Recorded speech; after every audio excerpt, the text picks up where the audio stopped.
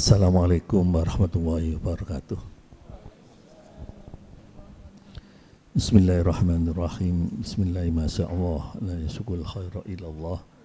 Bismillahirrahmanirrahim. La sirfu su'a ilallah. Bismillahirrahmanirrahim. Maka min nikmatin fa minallah. Bismillahirrahmanirrahim. La hawla wa la quwata illa billahil aliyil azim. Alhamdulillah, alhamdulillah ala nikmatil iman wal islam. Alhamdulillah ala sehat al-afiyah.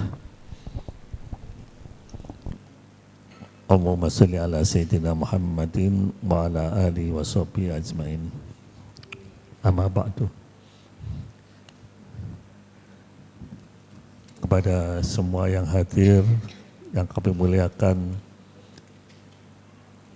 para jamaah yang mau berangkat haji, selamat datang di tempat pondok ini.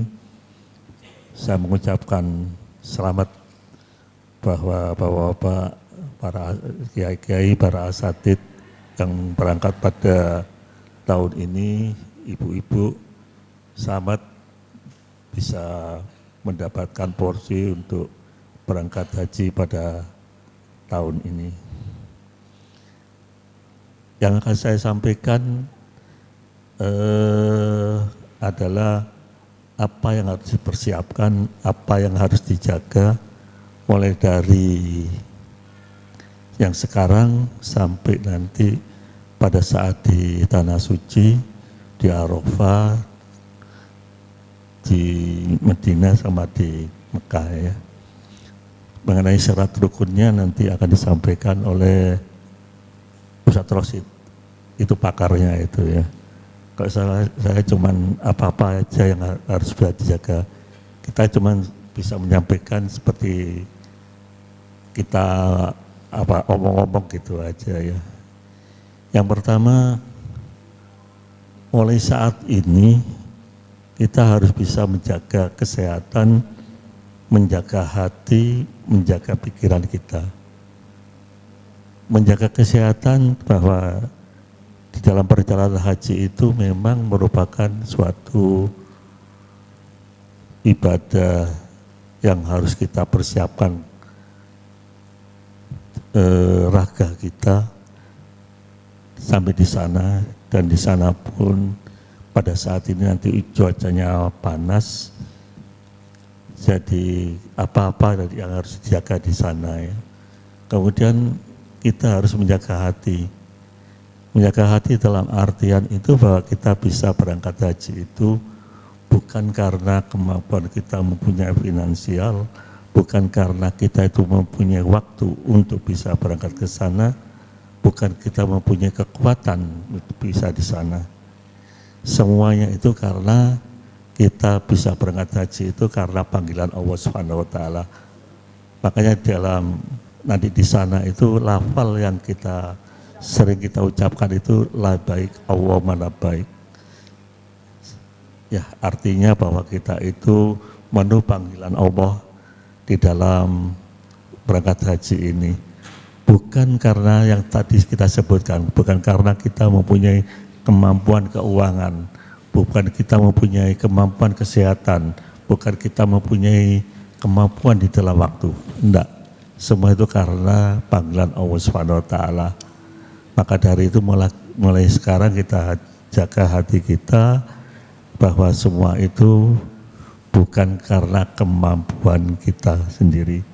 Kemudian kita jaga pikiran kita bahwa di dalam melaksanakan ibadah haji ini kita jangan sampai mempunyai pikiran yang macam-macam, hanya fokus bagaimana kita itu nanti di Tanah Suci sana itu bisa dibimbing, dituntun oleh Allah Subhanahu wa taala. Jadi di sini sudah mulai dipersiapkan, kemudian disiapkan juga fisiknya. Jadi kalau di sana itu kita nanti dari tempat penginapan ke masjid itu juga butuh perjalanan yang agak panjang. Kemudian nanti kita pada waktu tawaf, sa'i, itu kalau tawafnya paling enggak kalau 300 meter kita mengelilingi Ka'bah kali 7 berarti sudah 2 kilo ya. Kemudian Safa Marwa itu kalau 500 kali 7 berarti sudah 3.500 atau 3,5 kilo. Belum lagi nanti pada waktu di Mina. Di Mina itu tempatnya dari Balang Jumroh, ya, dari tempat kita untuk menginap di Mina, ya menuju ke Jumroh itu jauh, melewati terowongan segala macam itu jaraknya kalau tidak salah lebih dari 2 sampai 3 kilometer ya. Kalau PP itu berarti 6 kilo. Ya kalau ke Mina itu dari tempat kita beristirahat nanti di sana itu 2 atau 3 hari tergantung nanti nafar awal apa nafar sani. Berarti kalau 2 aja itu berarti sudah sekitar 12 kilo ya. Untuk itu mulai sekarang itu bapak-bapak, ibu-ibu coba pagi-pagi itu mulai dilatih berjalan. Paling tidak usah jauh-jauh. Kalau dari masjid ini sampai bangunannya pada ujung sana itu sekitar 95 meter ya.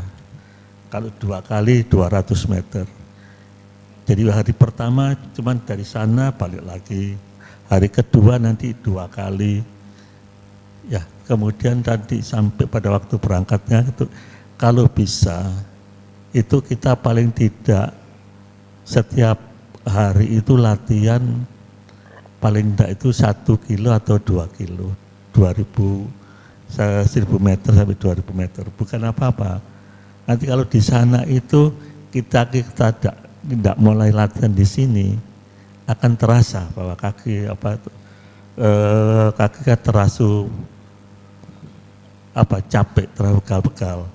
Padahal kalau di sana itu terus terang aja bahwa dari ibu sekalian ya, jangan sampai ada keluhan apapun di dalam kita melaksanakan ibadah di sana. Kalau kita dalam melaksanakan ibadah di sana merasa kecapean, ngersuloh, sudah habis kita itu. Jadi betul-betul kalau memang capek ya alhamdulillah kita masih diberikan rasa ada kecapean segala macam. Tapi jangan ngersuloh. Ya, untuk itu kita mulai dari sekarang itu sudah mulai untuk latihan, untuk berjalan itu ya. Itu yang harus kita kita jaga kesehatan, kita mulai mempersiapkan. Kemudian pada waktu nanti mau berangkat itu ada kunci yang sangat penting dari Hadratus Syekh adalah sholat taubah. Sholat taubah itu ada di buku tuntunan sholat yang ada 3 jilid itu ya. Itu sudah bagaimana tuntunan cara taubah. Nanti kalau bisa juga akan disampaikan oleh Ustadz Rosid. Kalau saya cuma menyampaikan, itu jangan sampai ditinggalkan. Karena itu merupakan kunci penting. Artinya di dalam sholat taubah itu ada doa-doa. Di mana doa-doa itu supaya apa-apa yang sudah kita lakukan selama ini sebelum berangkat haji, ya itu sudah dikoreksi oleh Allah SWT. Kelakuan kita diampuni oleh Allah SWT, kesalahan kita diampuni oleh Allah SWT, sehingga kita betul-betul di dalam melaksanakan ibadah haji itu kita sudah mendapatkan ampunan dari Allah atas apa-apa yang sudah kita lakukan yang lalu, sehingga kita pada waktu sana itu merupakan satu langkah-langkah yang baru. Soalnya tidak jarang Bapak-Bapak Ibu sekalian ya, kalau kita lupa di dalam sholat taubah, lupa kita memohon kepada Allah SWT. Apa-apa kesalahan-kesalahan kita di tempat kita ini sebelum kita berangkat, di sana kan timbul, akan diperlihatkan oleh Allah kesalahan-kesalahan kita pada waktu di sana. Nah, fungsi dari sholat taubat itu minta taubat kepada Allah supaya apa kesalahan-kesalahan kita itu jangan sampai diungkap di sana karena sudah diampuni oleh Allah Subhanahu wa taala. Jadi itu kami mohon betul-betul dijaga, jangan sampai lupa di dalam sholat taubat, dilakukan pada saat malam hari sebelum kita berangkat menuju asrama haji. Ya, sungguh yang ini jangan sampai dilupakan Bapak-Bapak Ibu sekalian ya, itu sangat-sangat penting sekali. Sangat penting sekali, sungguh sangat penting sekali. Apa yang harus dibaca di dalam sholat tasbih itu ada di situ semua. Tapi kalau hadratus saya itu tahu siapa saya, ya untuk menghafalkan tidak bisa. Wis nek kone kunul gampangan ae. Mari sholat apa surat Fatihah wis wocon kulhu wae. Rakaat pertama, kedua wis padha ae. Percuma kok awakmu tak kon ngapalno gak apal-apal. Nah, itu. Kalau Bapak-bapak kan apa kekuatan hafalannya kan kuat sekali, apalagi Ustaz Faruk gitu ya. Ya ini yang kalau bisa sesuai dengan tuntunan hadratus saya itu yang dibaca di dalam sholat taubah itu. Kalau memang susah ya seperti saya itu wis podo Pak Inulai, aku gak iso ngapal-ngapal susu tambah gue salah kabeh ngono. Jadi Fatihah sama kulhu gitu aja. Nanti masalah doanya di buku itu ada, dibaca ada doanya ya. Itu yang sangat penting ya. Kemudian pada waktu kita mau berangkat, jangan lupa seperti tadi itu kita baca apa namanya tuh fihubi itu ya, karena itu merupakan satu ungkapan bahwa kita itu sangat rindu kepada Rasulullah SAW. Dan pada waktu nanti kita keluar dalam perjalanan, kita tidak tahu apa yang terjadi perjalanan kita selama 37 hari atau 40 hari di sana itu. Kita tidak tahu sama sekali apa yang akan terjadi pada diri kita. Maka hadratus saya menuntun kita sebelum keluar dari pintu, seperti kita kalau wiritan sholat maghrib atau sholat subuh itu baca mulai dari Bismillah masyaallah la yasukul khaira ilallah, Bismillah masyaallah la syirku su'a ilallah, Bismillah masyaallah maka min nikmati fa minallah, Bismillah masyaallah la haula wala quwata illa billahil azim. 3 kali diikuti ini tawakaltu, diikuti sampai saltuk ya farafat takbatan wabikoh ya kohar khutman tahiyala. Minta ampun di dalam perjalanan itu kepada Allah Subhanahu wa taala. Kita tidak tahu apa yang akan terjadi di dalam perjalanan kita mulai keluar rumah sampai di sana nanti sampai kembali ke rumah. Kita tidak tahu sama sekali, kita kembalikan kepada Allah. Terutama tadi ini tawakaltu, kita tawakal kepada Allah Subhanahu wa taala. Ya, jangan sampai lupa ya Bapak-bapak, Ibu-ibu ya. Kalau belum yang sudah terbiasa wiritan itu apal ya, kalau belum pernah itu ada kitabnya di situ ya, wiritan salat subuh maupun salat maghrib itu ya. Kemudian kita berangkat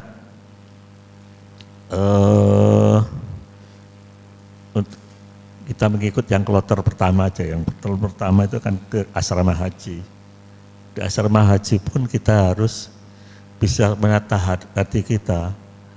Di asrama haji pun mungkin ada satu ujian-ujian bagi kita ya, mungkin tempatnya kurang memadai atau apa segala macam. Ya semuanya kita terima saja.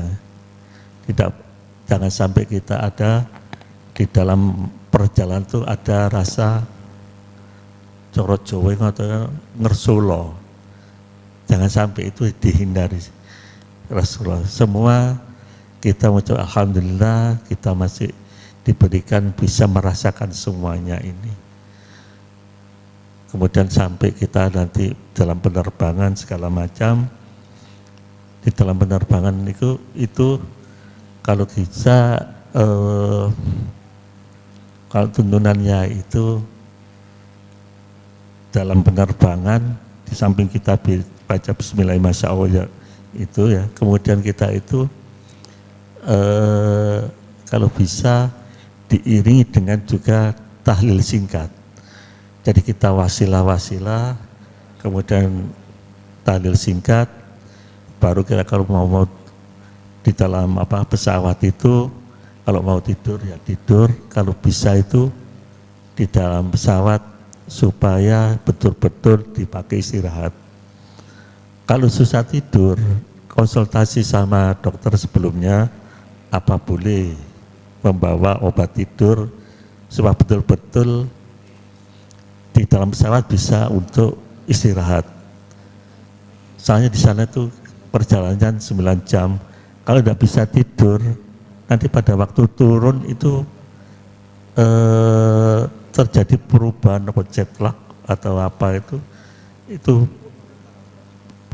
sangat terasa. Apalagi nanti setelah turun dari pesawat di Arab Saudi, jangan kaget di sana. Kemudian kembali lagi, jangan ngersolo di sana. Kita di imigrasi Arab Saudi, iya, kita bisa keluar dari imigrasi bisa 1 jam 2 jam itu sudah bagus. Kalau ada yang bisa sampai 3 jam, kadang-kadang kita sudah antri, sudah di depan bagian petugas imigrasi, ditinggal sama bagian imigrasi, disuruh pindah, kita kembali lagi antri yang di belakang. Nah kembali lagi kita ya diuji lagi, semoga ini merupakan satu kemudahan, kemudian dilangin perjalanan. Nah kita antri lagi di belakang yang lainnya, kembali lagi ya harus kita jaga hati kita, jangan ngersulo. Ya di dalam perjalanan itu banyak sekali ujian-ujian bagi kita ya yang harus kita kendalikan diri kita. Kalau enggak kita itu capek dengan keadaan hati kita yang terombang-ambing semacam itu ya. Jadi betul-betul kita harus menjaga, harus mulai mempersiapkan pikiran dan hati kita, apapun yang akan terjadi kita lalui dengan pasrah kepada Allah Subhanahu wa taala ya. Kemudian nanti setelah keluar dari imigrasi itu kalau yang kloter pertama itu menuju bus, syukur-syukur kalau pesawatnya itu langsung Madinah. Kalau pesawatnya tidak langsung Madinah, di Jeddah, itu perjalanan naik bis lagi dari Jeddah ke Madinah. Kalau tidak salah itu dengan jarak sekitar 400 meter itu ya, 400 kilometer itu dibutuhkan waktu 6 sampai 7 jam. Jadi kita setelah pesawat 9 jam, kemudian antri di imigrasi 3 jam, kita naik bis ke Madinah lagi, itu sekitar 6 jam. Jadi memang perjalanan yang sangat panjang sekali. Ya betul-betul di dalam perjalanan itu bagaimana di bis itu bisa istirahat, di pesawat bisa istirahat. Ya kembali lagi, terlalu lama perjalanan ini. Kembali lagi kita harus menata hati, jangan ngersulo. Ya, Jadi itu di perjalanan di sana sampai di Madinah ada beberapa hal yang harus kita jaga dan harus kita persiapkan. Ada doa mulai masuk ke Madinah. Kemudian kita harus tahu bahwa kita masuk ke kota Madinah adalah kotanya Rasulullah SAW. Yang paling harus kita siapkan dan harus kita jaga, kita nanti sebelum berbuat apapun di Madinah itu, bagaimana untuk yang pertama kali itu sebisa mungkin secepatnya kita bisa sowan kepada Rasulullah. Karena apa? Paling tidak kita itu minta izin bahwa kita sudah di tempatnya Rasulullah, selama di kotanya Rasulullah itu kita diridhoi oleh Rasulullah dan selalu dibimbing dan didoakan oleh Rasulullah selama di Madinah itu. Jadi kita bisa sowan kepada Rasulullah. Tata cara mengenai ke Rasulullah nanti akan disampaikan oleh Ustadz Rosid, itu ahlinya itu ya. Bagaimana kita caranya untuk salam kepada Rasulullah, tapi yang harus kita jaga sebelum kita itu sowan kepada Rasulullah, itu harus kita niati. Di dalam penginapan itu kita sudah niati, saya akan sowan kepada Rasulullah. Nanti berikutnya juga hari berikutnya kalau kepingin sowan kepada Rasulullah, itu kalau hadratus saya tidak diperkenankan kita ke masjid mendadak ingin ke Rasulullah langsung kita kepada Rasulullah. Jadi tidak kersa semacam itu. Kalau kepengen kepada Rasulullah dari penginapan kita itu sudah ada niatan. Dengan niatan yang kuat semacam itu, fa insya Allah kalau kita lihat hadratus saya itu ya, tidak tergesa-gesa pada Rasulullah. Masuk ke masjid, kalau sudah tidak bisa maju lagi, ya sholat sunat di situ.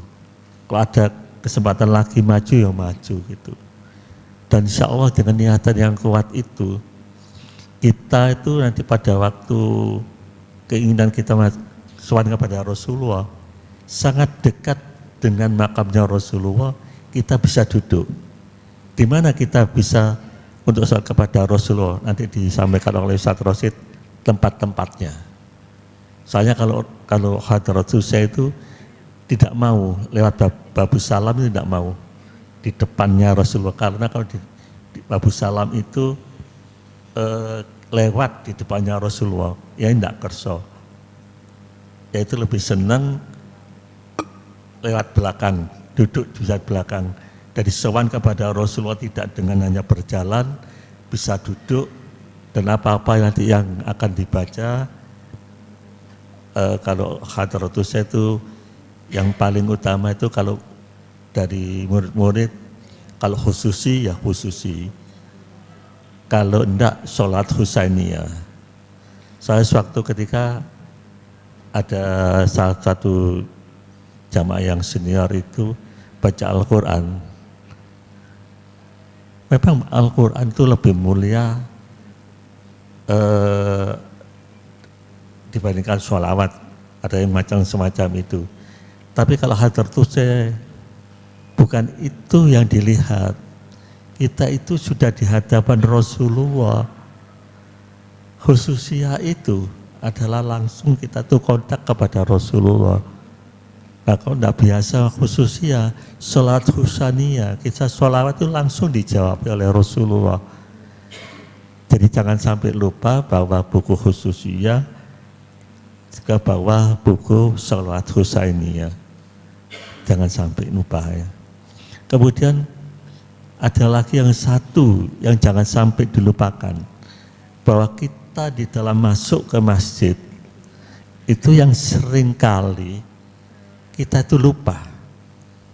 Masuk masjid itu ada niatan atau kita berniat diri di dalam masjid itu iktikaf. Nah itu yang harus kita jaga, bahwa kalau kita ke masjid harus juga kita niati ikhtikaf. Jangan hanya masjid, sholat ya sholat, pulang ya pulang. Eman-eman, apapun yang kita lakukan itu tergantung dari niatan kita. Jadi jangan sampai bahwa kita masuk masjid itu niatan ikhtikaf. Dan di dalam masuk masjid kita itu sampai pada tempat yang tertentu itu jangan hanya cuma berjalan aja. Ada bacaan-bacaan yang sangat mulia seperti Allahumma antas salam wa minkas salam alaika ya salam hayna rabbana bisalam. Itu kita baca terus sampai kita itu kalau mau sholat sunat ya sholat sunat, kalau sampai sudah di hadapannya Rasulullah ya baca yang semacam tadi itu. Tapi jangan sampai lupa kita masuk tanpa niatan ikhtikaf, kemudian kita di dalam masjid cuma berjalan gitu aja ya. Jadi kan itu tolong bisa dihafalkan, Muhammad assalam wa minkas salam alaika ya salam itu ya. Sangat mulia semua yang apa dibaca di sana itu. Cuma yang saya sampaikan itu jangan sampai dilupakan, persiapkan bacaan-bacaan semacam itu. Ya setelah ke Rasulullah nanti juga akan dijelaskan oleh Ustaz Rosid.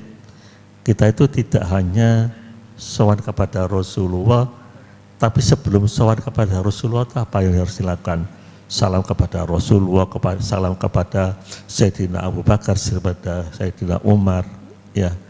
Kemudian sebelum kepada Rasulullah sowan mantep itu apa? Kalau hadratus itu minta izin dulu kepada Sayyidina Abu Bakar, Sayyidina Umar. Ya Sayyidina Abu Bakar, ya Sayyidina Umar. Masalahnya mereka itu adalah yang selalu bersama Rasulullah, menjaga Rasulullah. Nah kita mau sowan, kita tidak memberikan izin. Kita tidak minta izin kepada Sayyidina Umar, kepada Abu Bakar. Bagaimana semacam itu? Kan lebih mulia kalau kita itu minta izin lebih dulu. Saya kepingin sowan kepada Rasulullah. Nah, gitu ya, itu hal semacam itu saya cuma mengingatkan, tolong dijaga semacam itu. Baca-bacaannya nanti kembalilah kepada Ustaz Rosid nanti ya. Nah, setelah itu kita sholat segala macam sampai sholat kalau waktu sholat subuh ya sholat subuh. Tapi kalau bagi laki-laki itu setelah sholat subuh itu biasanya satir. Yang laki-laki disuruh pindah ke belakang, satir ke belakang. Tadi soalnya dipakai untuk yang perempuan yang mau ke raudhah itu ya. Ya tadi yang perlu saya sampaikan, kebanyakan orang-orang itu belum sudah apa? Saya mau ke raudhah, saya bukan mau ke raudhah. Pada raudhah itu sendiri mulianya karena Rasulullah yang pertama. Yang kedua, ya masjidnya, Masjid Nabawi, kemudian kota Madinah, itu adalah kotanya Rasulullah. Ya sudah selayaknya itu sebelum ke raudhah, sebagaimana kita itu minta izin dulu kepada Rasulullah. Ya jangan sampai lupa semacam itu ya. Izin kepada Rasulullah. Nah, setelah selesai sholat segala macam, kalau hadratus saya itu kalau sholat subuh ya tidak usah tergesa-gesa pulang ke tempat penginapan. Di dalam tuntunan hadratus saya itu dan selalu dilakukan oleh hadratus saya, tidak pulang, nunggu sholat duha. Sebelum sholat duha adalah sholat isyraq dulu ya.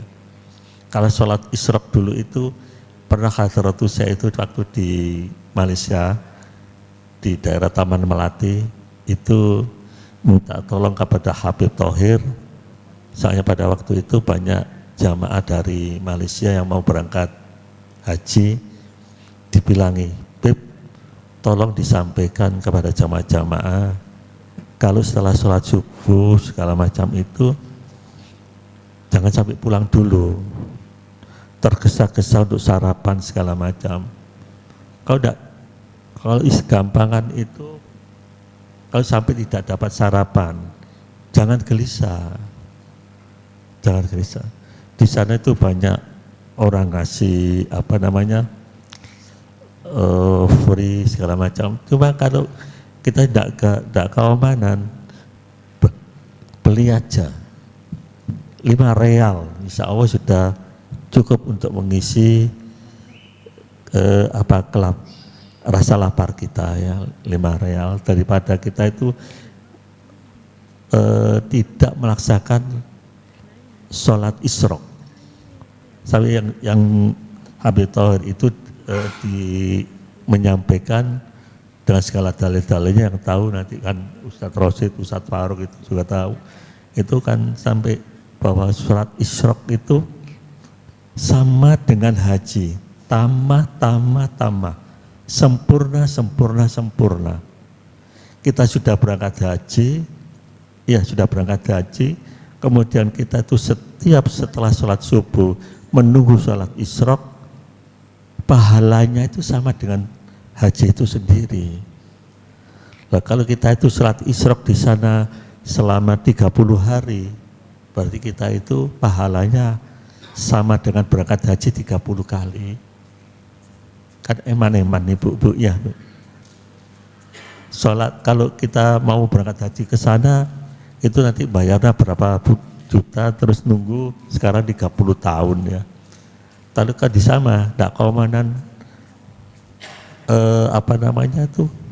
tidak keamanan sarapan, beli 5 real itu insya Allah sudah kenyang sana. 5 real itu sama dengan 20.000. Ya, memang kalau lihat 20.000 melihat uang di sini, oh masuknya sarapan tak 20.000. Nah di kedinding lu 10.000 soleh. Ya beda lagi itu ya. Jadi jangan sampai lupa atau meninggalkan sholat isyraq. Betul-betul jangan sampai meninggalkan. Itu hadratus saya itu betul-betul minta tolong kepada Habib Thohir untuk menyampaikan kepada jamaah yang mau berangkat haji pada waktu di Taman Melati itu, untuk jangan sampai meninggalkan sholat isyraq ini. Iya. Nah setelah selesai, kalau sudah selesai kemudian dilanjutkan dengan sholat duha atau segala macam, sholat istiadah segala macam, monggo.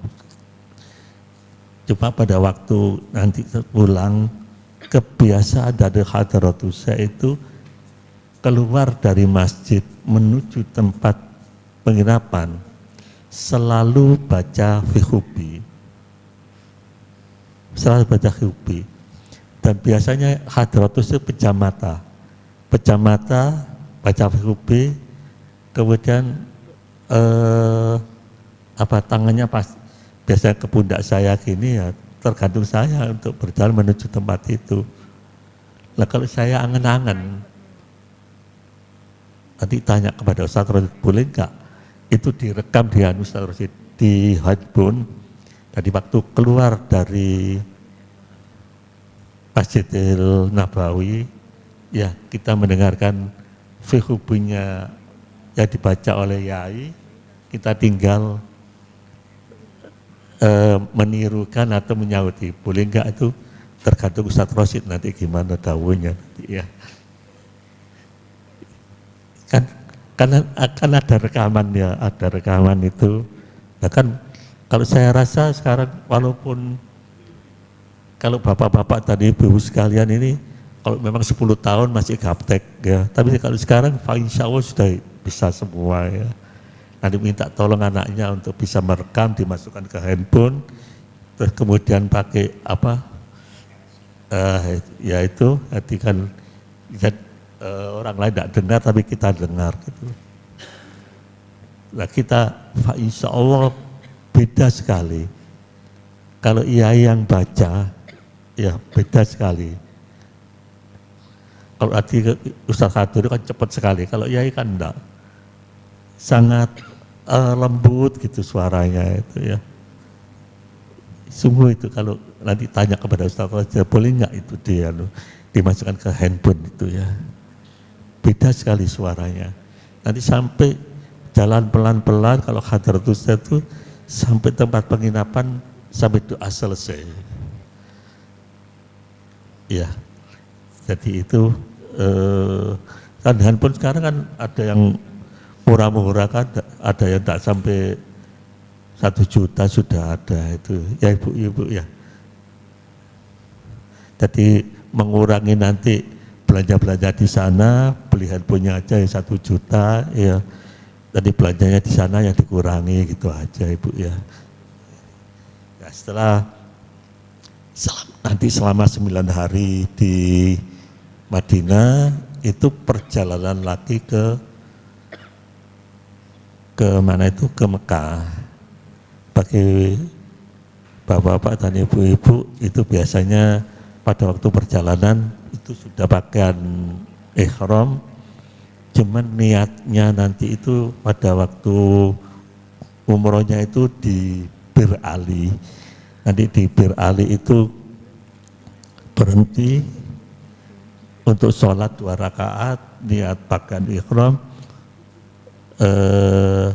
Ini yang harus betul-betul dijaga ya, betul-betul dijaga mengenai auratnya, terutama ibu-ibu ya, maaf ibu-ibu ya, mukenanya segala macam itu ya, kemudian aurat, batas-batas auratnya juga nanti akan diterangkan oleh Ustaz Rosid itu ya. Soalnya banyak sekali sekarang itu ruku nggak seperti dulu itu, ada tangannya gini terus ada yang bisa nyantol di jaringnya sehingga kita gerak kalau tangannya gerak pun mukenanya itu tidak jatuh ke bawah. Soalnya di sini itu kan termasuk aurat ya, auratnya perempuan. Nah kalau mukena jatuh ke bawah, auratnya itu sudah kelihatan. Nah itu harus betul-betul dijaga, ibu-ibu ya, dijaga. Nanti konsultasi dengan ustadz di sini, mukena yang bagaimana yang bisa apa istilahnya itu bisa terjaga keamanannya untuk auratnya, batas-batas auratnya, ya jangan sampai kalau memang auratnya sampai di sini ya di sini, jangan sampai ada kelihatan di sini. Nah itu betul-betul dijaga. Nah, mulai di Madinah tadi itu ada yang lupa saya itu. Kita kembali lagi harus menjaga mata kita, lisan kita, hati kita. Mata kita harus menjaga, terutama melihat jamaah-jamaah perempuan dari daerah, dari negara lain. Itu beda ibu-ibu, beda mengenai batasan auratnya beda.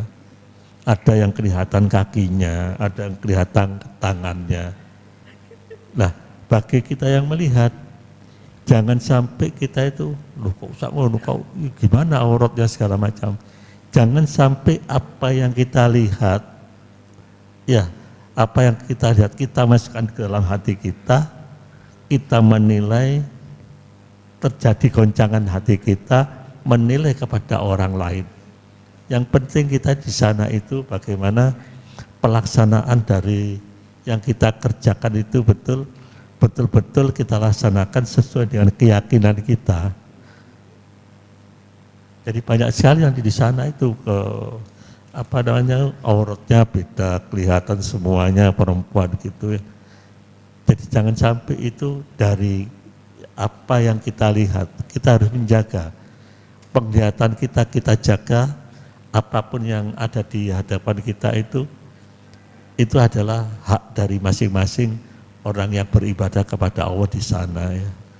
Kita jangan sampai tidak bisa menjaga mata kita, tidak bisa menjaga hati kita, menilai apa yang dilakukan orang lain. Apapun yang dilakukan orang lain itu, kita jangan sampai keluar dari lisan kita ataupun menegur orang dengan lisan kita, jangan. Soalnya tidak jarang di sana itu. Kalau di sini itu kan kebanyakan setelah sholat asar tidak boleh sholat, ya ini tidak boleh, ini tidak boleh. Tapi di sana itu semua itu ada. Setelah sholat asar, sholat itu ada. Nah kalau yang terbiasa tidak sholat, orang ditegur, gak oleh, mari sholat asar tuh sholat sunat. Terjadi perdebatan di sana. Hindari perdebatan dengan siapapun di sana. Kembali lagi bahwa di sana itu kita bagaimana bisa mengontrol diri kita, dan memang betul-betul kita beribadah itu bagaimana kita betul-betul beribadah dan diridhoi oleh Allah Subhanahu wa taala. Jangan pakai menilai apa-apa yang ada di depan mata kita. Yaitu Bapak-bapak Ibu sekalian ya, yang harus betul-betul kita jaga. Tidak mudah kalau kita itu melihat di sana, tidak mudah. Goncangan-goncangan, kemudian godaan-godaan, apa-apa itu banyak sekali di sana itu. Nah setelah tadi di apa itu di Mekah, ada satu lagi di Medina tadi yang saya lupa. Bapak-bapak dan ibu sekalian, kalau sudah sampai di tempat penginapan, ya jangan langsung kelihatan menara masjid. Menaranya kan tinggi ya, dari penginapan manapun kelihatan. Kemudian ada desakan, keinginan yang sangat menggebu-gebu langsung ke masjid. Jangan dulu, Bapak-bapak, Ibu-ibu, pahami dulu hotelnya itu di mana. Kemudian apa sudah dapat kad atau kartu dari hotel itu. Kemudian kita perjalanan dari hotel ke masjid itu lewatnya kemana? Harus kita hafalkan. Di sana nanti ada pintu berapa, 339 atau berapa. Itu jangan sampai lupa. Kalau yang mudah itu pintu sama WC. Aneh ya, WC, tapi WC itu memang untuk pegangan. WC 1, 2, 3, 4, 5. Oh, saya tadi ke masjid itu lewat WC 5.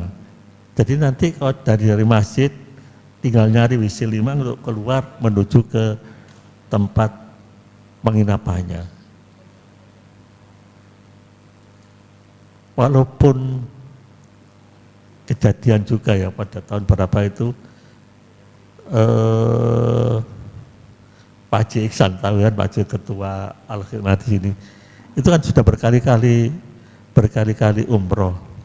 Suatu ketika dia setelah subuh, dia itu di apa namanya itu minta tolong kepada orang untuk mencarikan tempat hotelnya. Dia lupa karena dia merasa sudah sering kali ke sana, dari hotel langsung keluar gitu aja. Untungnya waktu itu ketemu saya, oh sudah ini ada teman saya gitu. Jadi rupanya karena faktor itu tadi, karena keinginannya yang sangat kuat segera ke masjid, dia lupa untuk menghafalkan jalan menuju tempat penginapan, sehingga lupa kembali ke penginapan. Jadi betul-betul tolong dihafalkan dulu tempat penginapannya di mana, kalau bisa minta kartu dari hotel itu, sehingga kalau kita tersesat, kita memperlihatkan kepada orang itu lebih mudah artinya. Ya, di Mekah juga gitu. Di Mekah juga itu kalau kita itu nanti di hotelnya mana, itu kita biasanya langsung masuk pintu berapa. Ya, nanti keluarnya kita harus juga menghafalkan, saya harus keluar dari pintu ini. Kalau sekarang itu enak, pintunya ada nomornya. Kalau yang dulu itu tahun 91 tidak ada nomornya. Pintunya nama Babu Salam, Babu Umar, Babu. Jadi kita itu tidak tahu dulu tadi pintu apa namanya ya. Kalau sekarang insya Allah enak ada nomor pintunya. Kalau tidak salah sekarang saat nomor 1 sampai 100 berapa gitu pintunya, nomornya itu. Nah, itu yang kembali lagi di Mekah, ya pada waktu tawaf segala macam nanti juga akan disampaikan oleh Ustadz Rosid bagaimana tawafnya Yai, tidak dekat dengan Ka'bah, cuman nanti di luarnya dari Maqam Ibrahim, karena faktor apa nanti akan juga dijelaskan apa-apa yang harus dibaca.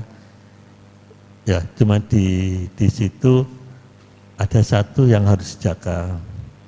Kalau Hadratus Syekh itu selama tawaf, kalau di depannya itu kosong, tidak pernah untuk mempercepat langkahnya. Ya, jadi tetap konstan.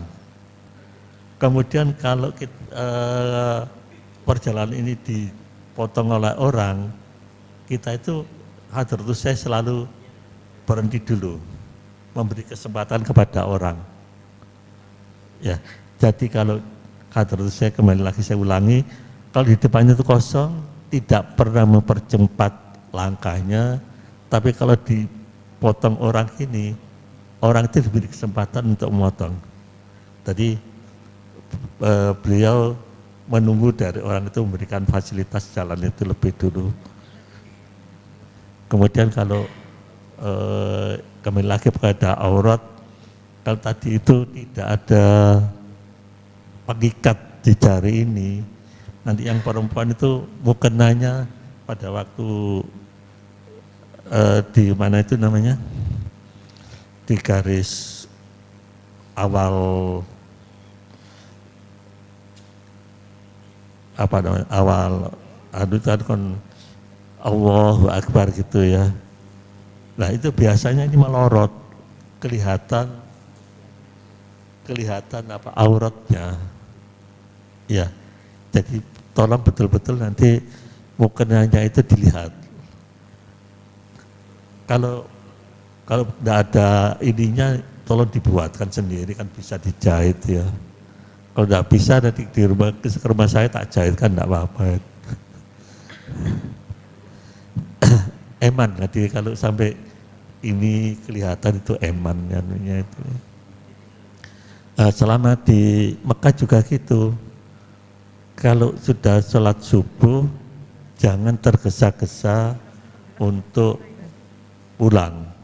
Jadi tunggu sholat isyraq, kembali sholat isyraq, baru nanti sholat duha, sholat istiadah, baru pulang ya. Sungguh eman-eman itu, eman. Jadi Masjidil Haram pun yang tadi saya sampaikan di Masjid Nabawi, bahwa kalau kita masuk ke masjid, jangan sampai lupa kita niat iktikaf ya. Ada satu hal yang tadi yang belum saya sampaikan ya, bahwa kita yang sebelum berangkat, yang kita harus siapkan itu, baik bapak-bapak maupun ibu-ibu, adalah pakaian. Kalau Hadratus Syekh itu, kalau ke Rasulullah, itu kita tidak boleh makan gini, tidak boleh. Pakai jubah. Pernah teman kita itu pakai pakaian takwa gini, mau ke Rasulullah, saya dibilangi, "Dul, si fulan itu ojo oleh nang Rasulullah ada pakaian ngono iku. Kon tuku jubah." Dan jubah yang pertama untuk kepada Rasulullah itu, pakaian yang kita untuk sholat kepada Rasulullah yang pertama, tolong baru semua. Ya baru semua. Kalau jubah itu kan sekarang ada yang cuma 200.000 kan ada ya. Hatta itu pakaian dalam, baru semua. Ya, masa kita kalau dulu ke pacar ya pakaiannya baru ya. Masa ke Rasulullah enggak pakaian baru gitu ya. Jadi itu betul-betul kita pakai jubah ya. Kemudian yang pertama kali itu kita harus pakaian baru.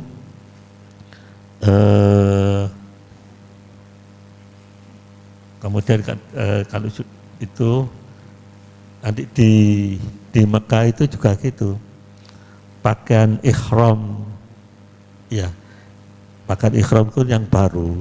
Bagi ibu-ibu juga gitu ya, pakaian yang dipakai untuk tawaf pertama segala macam itu tolong yang baru, pakaian dalam pun yang baru ibu-ibu ya. Jadi dibutuhkan 2 pakaian baru kepada Rasulullah dan pada waktu nanti ibu-ibu itu tawaf atau umroh itu ya. Nah, setelah di Madinah itu kan dari 9 hari ke Madinah untuk sampai ke Arafah itu mungkin masih ada waktu 5 hari atau 7 hari atau apa. Ini harus kita juga betul-betul menjaga kesehatan kita. Jangan sampai kita itu karena puncaknya itu di Arafah, jangan sampai kita ada yang sampai umroh sunatnya itu 1 hari 2 kali segala macam. Jangan kecapean nanti. Kalau bisa 1 hari sekali, kalau bisa 2 hari sekali, itu masih bisa menjaga kesehatan ya. Tapi kalau sudah 1 hari 2 kali, yang kita khawatirkan pada waktu puncaknya di Arafah, keadaan kesehatan drop, eman. Soalnya haji itu adalah Arafah, di Arafahnya itu. Kemudian kalau umroh segala macam ya, umroh wajib untuk kita sendiri. Itu kan cuma sekali, wajibnya kan sekali. Dan yang kedua, yang ketiga, ya yang kedua ketiga itu kalau memang ingin mengumrohkan Hadratus Syekh, monggo mengatasnamakan umurnya Hadratus Syekh. Pahalanya itu tetap kita yang melaksanakan itu dapat pahala, tapi karena kita meniatkan untuk Hadratus Syekh juga dapat. Jadi kita dapat oleh Allah Ta'ala itu diberikan kemudahan, kita dapat 2. Jangan egois. Wah aku sing umroh dewe kok apa tuh atas nama iki. Eman. Nah, kalau sudah kepada Hadratus Syekh, kalau orang tua kita sudah wafat, bapak kita sudah wafat, mungkin kepikiran dulu masa-masa sulit. Bapak saya belum pernah haji, belum pernah umroh. Umrohkan atas nama orang tua kita. Ya bapak-bapak ya, jangan lupa kepada orang tua kita. Iya, sama seperti tadi itu, kita yang umrohkan dapat pahala, orang tua kita dapat pahala. Jangan egois. Egois tapi dapat 1 untuk diri sendiri. Tapi kalau kita ingat kepada orang tua kita pun akan dapat. Iya. Ya bisa Bapak ya. Ini yang betul-betul tolong dijaga, kita mengingatkan, kita matur suwun kepada orang tua kita. Ibu-ibu juga gitu. Kalau sudah umroh yang pertama itu wajibnya sudah, umroh yang kedua kalau memang ibunya atau mbak-mbaknya ada yang belum pernah haji atau belum umrah, niatkan atas nama ibunya atau mbak-mbaknya itu. Soalnya pahalanya kalau tadi itu untuk diri sendiri dapat 1, tapi kalau itu diperuntukkan, diniatkan untuk orang tua kita, akan dapat 2. Ya tolong ibu ya, kasihan yang sudah meninggal, mbak-mbak kita segala macam ya. Kita yang diberi kekuatan, diberi kesempatan di sana, ya kita tidak memberikan rasa terima kasih kepada orang tua kita, eman-eman, sungguh eman-eman ibu-ibu ya. Kemudian waktu di Arafah, ya di Arafah itu kewajiban yang wajib berada di Arafah jamnya itu waktu zuhur sampai maghrib. Ini jangan sampai dibuat apa-apa. Jangan sampai kita itu wah di luar kemah rame gini. Ya, terus kemudian ada pembagian segala macam. Di sana kan buah-buahan, laban segala macam itu kan banyak yang sabilillah itu kan banyak, makanan sabilillah segala macam kan banyak.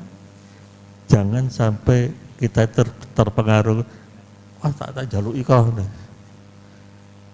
Di Arafah betul-betul kita jaga makanan kita, ya jangan sampai berlebihan, tapi jangan sampai kekurangan dalam minum. Saya panasan sana itu luar biasa. Kalau bisa itu bawa semprotan air ya. Tapi kalau semprotan air itu saya berpesan jangan langsung disemprotkan ke tubuh kita atau wajah kita, jangan. Nyemprotnya ke atas gini, jadi kita kena anunya aja, embunnya aja. Ya. Kalau langsung itu terlalu kontradiksi, dari kena panas terus kena dingin. Tapi kalau kita semprotkan ke atas kan kena embunnya aja, itu lebih enak ya. Kemudian kalau hadratus syekh itu karena waktu yang dimulainya mancingnya, kewajibannya berada di Arafah itu setelah zuhur sampai dengan maghrib. Jadi pada waktu zuhur kalau hadratus syekh itu sholat berjamaah, jamak takdim sama asyar, ya. Setelah sholat itu wiritan segala macam. Kalau hadratus syekh itu di dalam tuntunan itu ada di sana nanti ya. Istighosah, kemudian baca Yasin, bahasa apa, tahlil segala macam, dibaca semua semacam itu dan doa-doanya, baru makan siang. Makan siang yang perlu dijaga lagi seperti tadi itu, makan siang itu jangan sekenyang-kenyangnya. Pokoknya dirasa cukup, sudah berhenti aja dulu. Soalnya apa? Kalau terlalu kenyang, kita ke tempat toilet, antrinya luar biasa. Antrinya luar biasa. Jadi emang kalau bisa ditahan, jangan sampai kita itu antri di toilet di sana, keadaannya susah. Lebih baik kita itu makan sekedarnya aja, terus bawa buah-buahan tak apa, kalau terlalu lapar makan sedikit gitu, atau roti sedikit gitu aja. Tapi jangan sampai kekurangan minum dan jangan sampai kelebihan minum. Dan harus dijaga juga kepada bapak-bapak dan ibu-ibu, iya, walaupun sama-sama laki-laki sama perempuan, jangan mau ke kamar mandi itu bersama-sama, jangan. Soalnya itu walaupun sama-sama lakinya sudah membuka aurat, sama-sama perempuannya, biasanya ibu-ibu gitu, wis podo ae wedok gak apa-apa, wong telu gak apa-apa. Jangan ibu-ibu, itu sudah membuka aurat. Juga kita pada waktu nanti di Arafah kan pasti akan batal wudhu atau segala macam. Yang harus dijaga itu jangan buka mukena. Kalau mau wudhu, ya wudhu dengan pakaian. Jadi ke airnya digelocor ke muka, kena badannya enggak apa-apa. Tangannya jangan dibuka, langsung dengan pakaiannya itu dikasih digelocok air gitu aja ya. Pak, insya Allah di sana itu nggak sampai 1 jam sudah kering semua. Nah kalau ibu waktu-waktu di luar ya wudhu, kemudian mukenanya dibuka, itu buka aurat ibu, kena denda itu bu ya. Ya tolong itu dijaga ibu ya. Juga bapak-bapak dijaga mengenai apa itu, mengenai auratnya itu. Bapak-bapak juga gitu. Kalau wudhu jangan sampai apa namanya tuh pakaian ihramnya dicincin sampai kelihatan melebihi dari batas-batas auratnya, kelihatan dengkulnya, kelihatan pusarnya gitu ya. Harus betul-betul dijaga gitu ya. Ya, terus mengenai setelah di apa itu di Arafah itu kan ke Mina ya, tadi seperti ke Mina itu kemahnya jauh ibu, jauh bapak ya, jauh itu. Itu kalau tidak salah sekitar lebih dari 3 kilo itu anunya itu, jauhnya itu. Jadi kalau mau balang jumroh itu kita jalan kaki, jangan tergesa-gesa, kemudian jangan pada waktu siang terik matahari. Kalau Hadratus Syekh itu kalau balang jumroh itu senangnya itu malam hari. Setelah jam 12 malam balang jumroh, kalau Hadratus Syekh itu tidak menginap di kemah tapi pulang ke rumahnya Pak Haji Yahya di Jumaizah sana itu. Nah kalau dari jamaah itu, kalau tempat hotelnya itu di Aziziyah, itu masih lebih dekat Aziziyah daripada kembali ke kemahnya yang jauh itu ya. Nanti KBIH-nya itu yang akan tahu apa pulang kepada di mana itu, di hotel atau kembali ke kemah. Tapi kalau kemah itu wilayah Arafah, kalau hotel itu bukan wilayah Arafah. Jadi kalau harus kembalinya ke hotel itu setelah jam 12 malam. Tapi kalau ke kemah itu langsung kembali ke kemah enggak apa-apa. Cuma kalau kembali ke hotel harus berada di Arafah itu sampai tengah malam. Kalau dulu enggak masalah, enggak banyak semacam ini, apalagi yang tahun 91 itu setelah peristiwa Mina, kemudian setelah peristiwa di Masjid Haram itu terjadi tembak menembak, itu di Mina itu sepi. Kita itu mabit dengan Yai itu tepat di depannya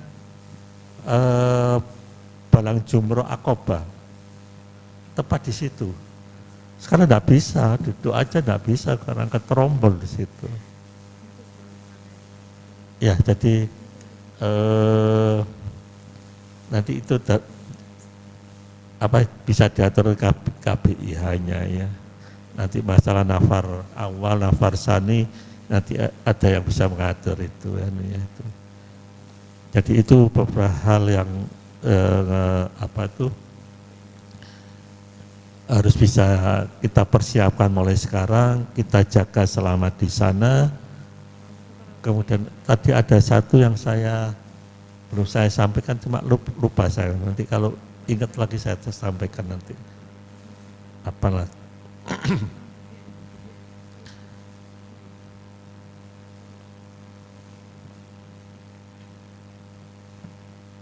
Ya apa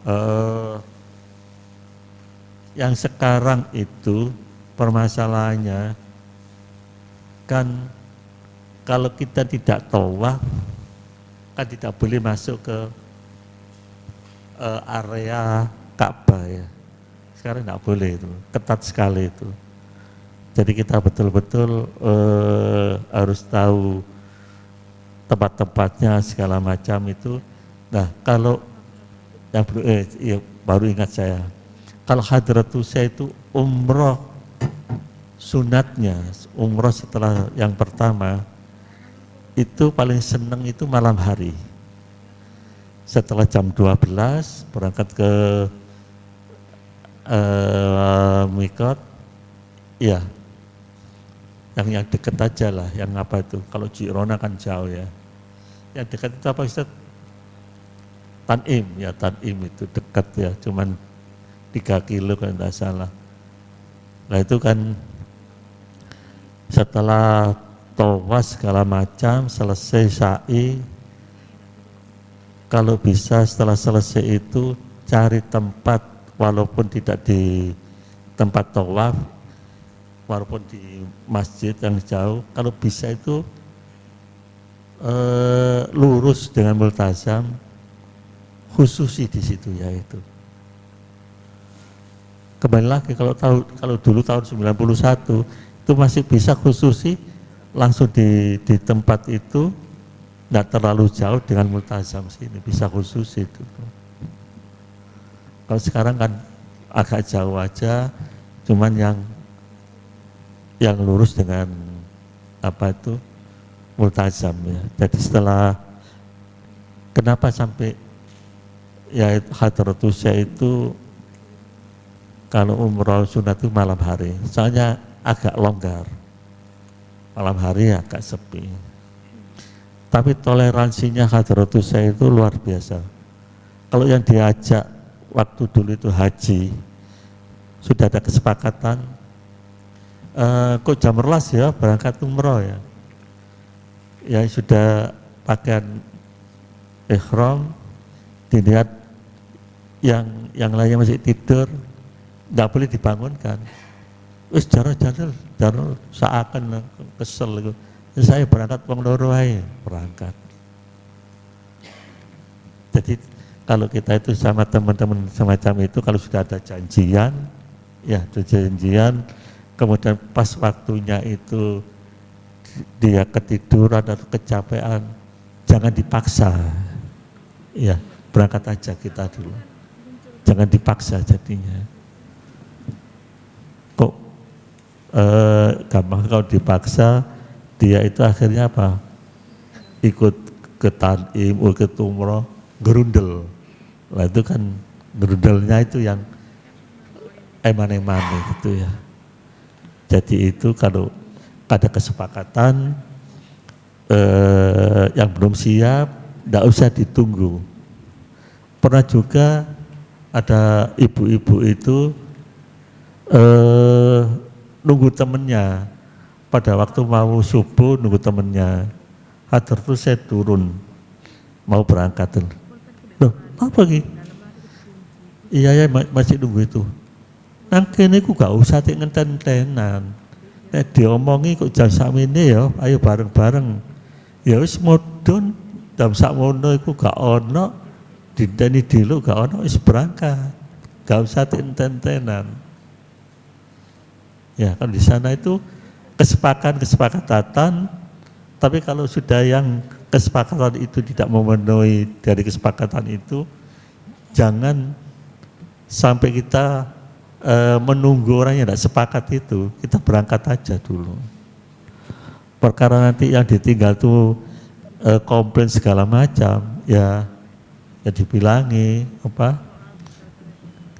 Kita takut sampai ketinggalan gitu ya.